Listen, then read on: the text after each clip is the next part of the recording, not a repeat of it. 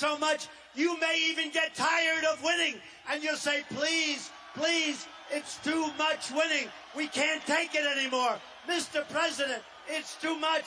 And I'll say, no, it isn't. We have to keep winning. We have to win more. We're going to win more. We're going to win so much. I love you all. Me cago en la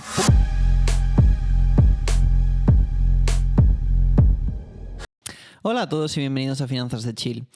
Como están los mercados hechos un desastre y está todo en una especie de caos y la gente corriendo levantando las manitas, quería utilizar el episodio de hoy para intentar hacer una especie de análisis de lo que yo estoy viendo en el mercado, cuál era mi teoría sobre lo que estaba pasando, qué es lo que está pasando en realidad y, en definitiva, deciros cómo yo veo la circunstancia y la situación.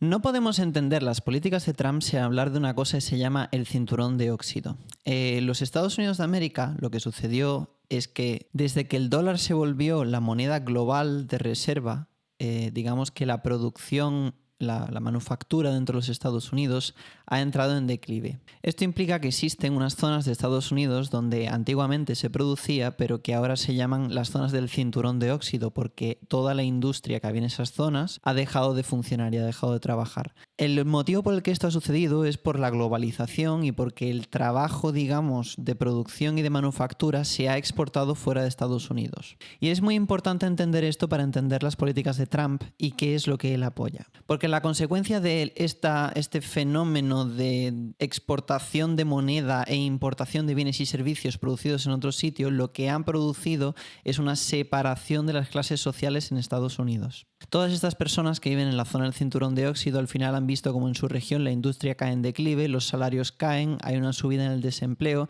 y, en definitiva, estas regiones se han visto empobrecidas. Mientras que una pequeña mayoría de personas, sobre todo en las zonas de las dos costas de Estados Unidos, se han enriquecido gracias al proceso de globalización y gracias a empresas multinacionales que se han aprovechado del hecho de que el dólar sea moneda de reserva. Cuando hablamos de que el dólar es moneda de reserva, a lo que nos estamos refiriendo es que, posterior al acuerdo de Bretton Woods y con el nuevo orden global, se estableció que el dólar era la moneda que se iba a utilizar para todos los intercambios comerciales internacionalmente. De tal manera que cuando tienes una moneda como puede ser la lira turca y una moneda como puede ser el yuan chino, si una persona china quiere intercambiar o comerciar con una persona turca, no intercambian sus monedas respectivas porque el uno no se fía del otro, porque la depreciación de estas monedas es muy fuerte. Es por eso que entra el juego el dólar como moneda de intercambio global, de tal manera que establece una moneda que ambos pueden confiar en que va a tener valor, en su robustez y, en definitiva, en su demanda dentro de los mercados internacionales. Lo que esto supone, y esto es otra cosa importante que entender, que no he explicado hasta ahora en Finanzas de Chill,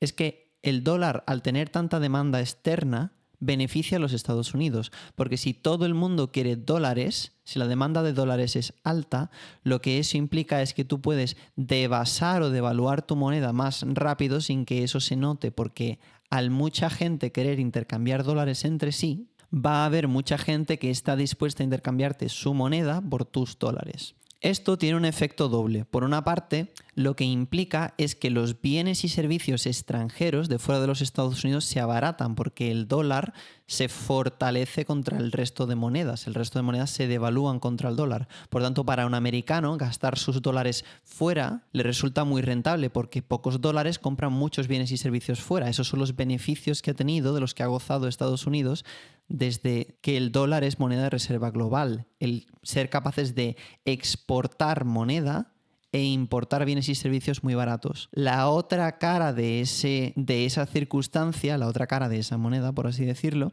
es que los estadounidenses se vuelven muy poco competitivos y el producir bienes y servicios, el manufacturar en Estados Unidos se vuelve tan caro que nadie quiere hacerlo y todo el mundo exporta sus bienes y servicios a Estados Unidos, de tal manera que la gente que vive en Estados Unidos no tiene industria, no tiene esa capacidad de producir y, en definitiva, se produce un offshoring de toda la producción de todas las empresas multinacionales, quedándose la sede en Estados Unidos, pero exportando las líneas de producción a otros sitios donde la mano de obra es más barata. Es por esto que China ha visto este auge tan grande en los últimos 20-30 años al haberse vuelto básicamente la fábrica del mundo, por así decirlo. Entonces, tras esa pequeña contextualización de por dónde van las políticas de Trump, lo que tenemos que entender es lo siguiente. Lo que Trump quiere es un dólar más barato, de forma que los bienes y servicios de los estadounidenses sean más competitivos, repatriación de esa industria para apoyar, para hacer crecer el nivel de vida de la clase media estadounidense, incluso aunque sea con un precio, siendo ese precio el que la gente que tanto se ha enriquecido de todo el efecto cantillón, de la máquina de imprimir dinero, de las bolsas que están subiendo por la impresión monetaria,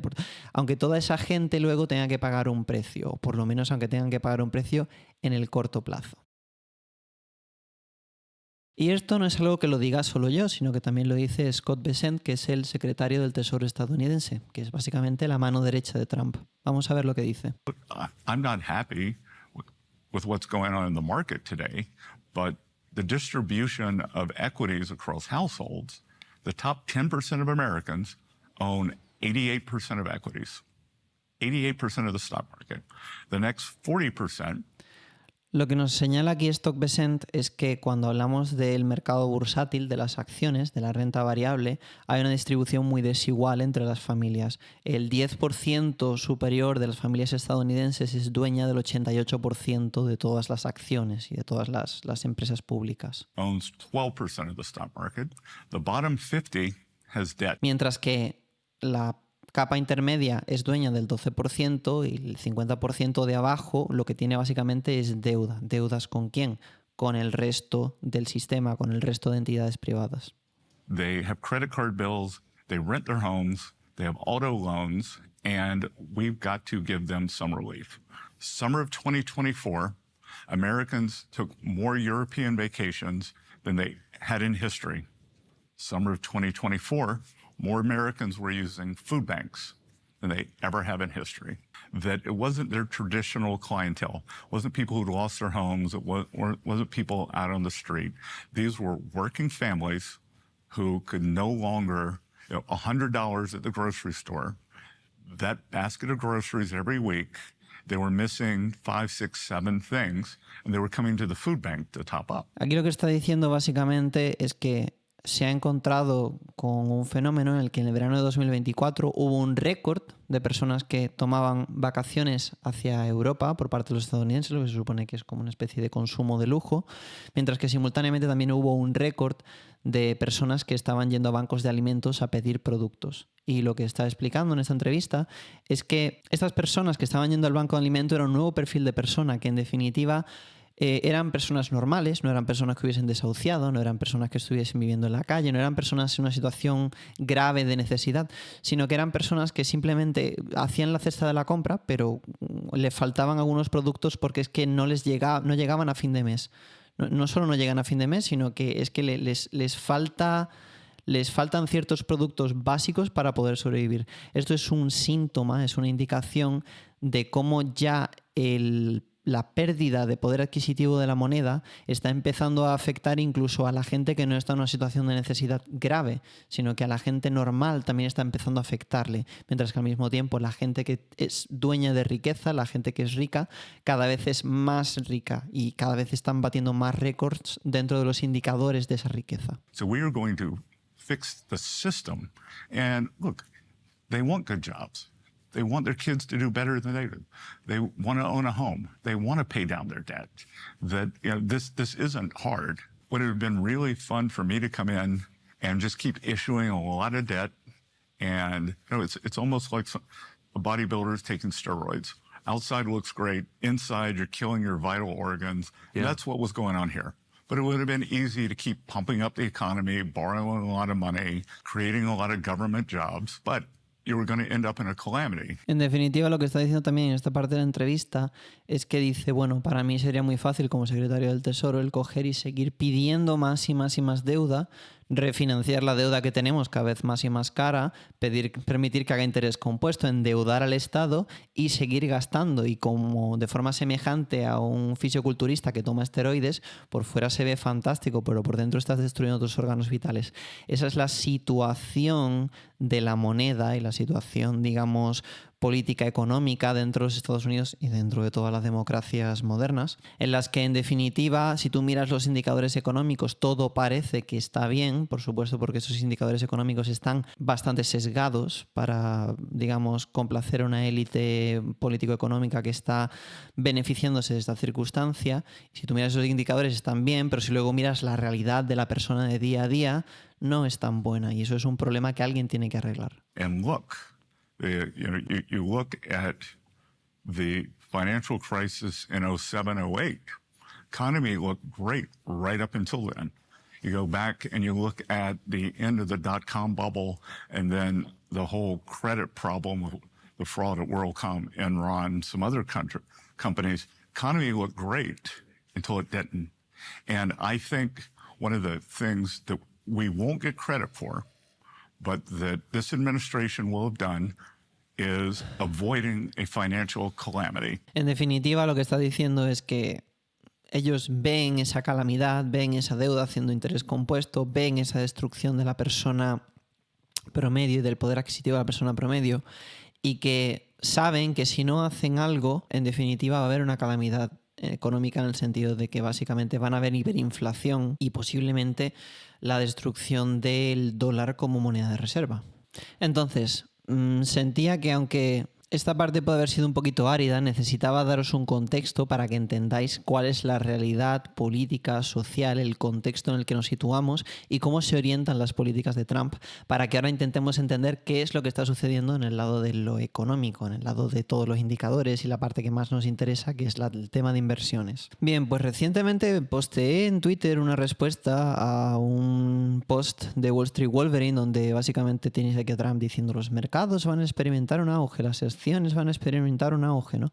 Y mucha gente, digamos que pues, ha sufrido bastante estos últimos días, porque realmente hemos visto bajadas muy grandes en la bolsa. Por cierto, yo también pierdo dinero, que la gente se cree que yo estoy inmune a todo esto, y la gente... porque algunos me escriben y, en fin, yo también estoy sujeto a esto. Pero en definitiva, yo aquí intenté postear lo que yo pensaba que sucede, y lo que escribí es esto. Trump está forzando a la Fed a bajar tipos y al mismo tiempo está usando los aranceles para recaudar el máximo posible antes del vencimiento de deuda soberana. En definitiva, esto encaja con lo que estaba diciendo antes el secretario del Tesoro. Ellos quieren ayudar a la clase media, y para ayudarla lo que tienen que hacer es pagar esa deuda que tienen, sin que haga interés compuesto y sin emitir deuda nueva, porque eso es lo que provoca la inflación y eso es lo que provoca la destrucción de la clase media. Y además, el imponer estos aranceles, el objetivo que tiene es repatriar esa industria, repatriar esos puestos de trabajo, hacer crecer el nivel adquisitivo de la clase media, y al hacer crecer el nivel adquisitivo del ciudadano medio, digamos que enchufarle nuevamente un nuevo motor a esa economía americana, para que veamos un nuevo auge, pero un crecimiento económico real, no un crecimiento económico financiado a base de deuda estatal. Lo que implica también que a corto plazo pues van a tener que ocurrir muchas cosas que, en fin, que va a haber turbulencias. Entonces, concluyendo con lo que escribo aquí, pongo: muy brusco, pero al final la película es tipos más bajos, más liquidez, subida del precio de los activos. Llevará unos meses. Y leo aquí en los comentarios, la gente se enfadó conmigo. Claro, ajedrez 4D. Uy, papá, ¿cómo le decimos sin lastimarlo? Ja, ja, ja, ja, ja, ja. Son muy tiernitos los trumpistas. Quiero aclarar una cosa en esta parte del vídeo. Yo no soy trumpista. A mí Trump ni me va ni me viene. Sí que es verdad que apoyo el movimiento de ayudar a la clase media, sí que es verdad que apoyo el movimiento de acabar con todas las ideas socialistas y todas las políticas woke y todo lo que yo creo que está, digamos, deteriorando el tejido social y está haciendo que la gente entre en una especie de psicosis colectiva. Todo eso lo apoyo, pero yo no necesariamente apoyo a la figura política de Trump. A mí Trump me da igual. Pero sí que es verdad que hay cosas en su movimiento que sí que encuentro positivas. Entonces, quería aclarar eso porque quede claro. En fin, aquí otro me decía: o es un peronista retardado, voy más por esa opción. ¿Peronista? Disculpe, señor, soy español, ¿vale?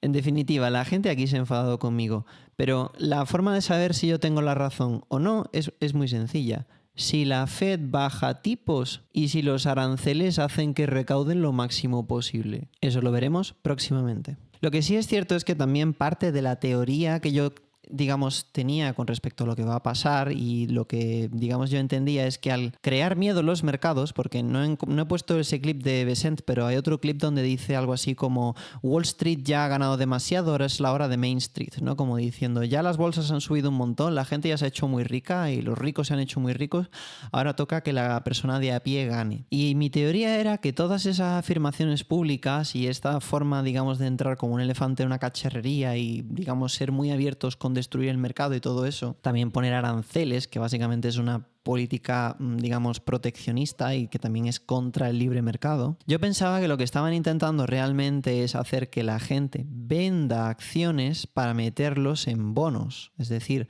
hacer un flujo, un trasvase de capital entre la renta variable americana y la renta fija americana.